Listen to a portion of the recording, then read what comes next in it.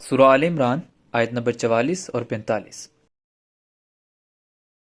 ان دونوں آیات کا مین تھیم کنونسنگ آرگومنٹس دینے کا طریقہ ہے۔ سوسائٹی میں ڈفرینٹ گروپس کے ڈفرینٹ ویو پوائنٹس ہمیشہ رہنے ہیں۔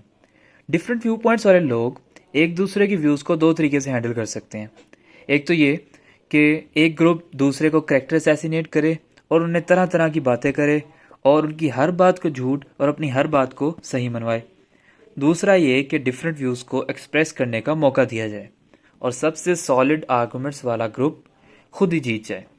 بیکاز اس آیت میں کرسچنز سے بات ہو رہی ہے اور کرسچنز اینڈ مسلم ویوز کی ایک ایگزامپل دیکھ لیتے ہیں کہ ان دونوں کو ایک سیٹنگ میں اپنے ویوز دینے کی فل اپرچونٹی ملی آڈینس کے سامنے، اور چاہے جس بھی ویو پوائنٹ کے سالڈ آرگومنٹس ہوں، لوگ دونوں کی بات سن سکیں اور فیصلہ کر سکیں کون زیادہ دلیل والا ہے۔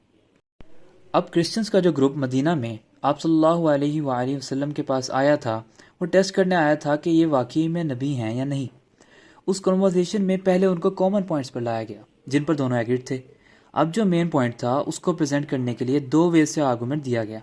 فرسٹ یہ کہ انفارمیشن جو صرف کچھ کرسچن پریسٹ کو پتہ ہونی چاہیے تھی، وہ آپ صلی اللہ علیہ وآلہ وسلم ان کو بتا رہے تھے۔ یہ پروف اس لیے تھا کہ کرسچنز اپنے ریلیجیس ٹیکسٹ کو کانفیڈینشیل رکھتے تھے۔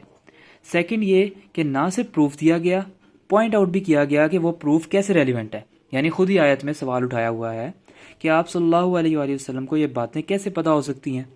لیکن زیادہ چانسز یہ ہے کہ یہ میتھڈ فوراً اگلے کو کنونس نہیں کرے گا، کیونکہ ڈیبیٹ ہو یا کنورسیشن، دوسرا آپ کی ہر بات مان جائے، یہ کم ہی ہوتا ہے۔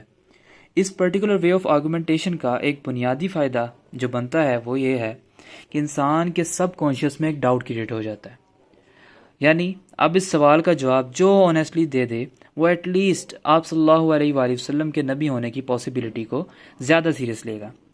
اس کا نیسیسری رزلٹ یہ ہونا چاہیے کہ فردر چیک کرے جب تک تسلی نہ ہو جائے، یعنی جو حق ڈھونڈنے کے لیے سوال پوچھ رہا ہے اس کو جواب دینے کے لیے بہت اچھا آرگومنٹیٹیو میتھڈ ہے۔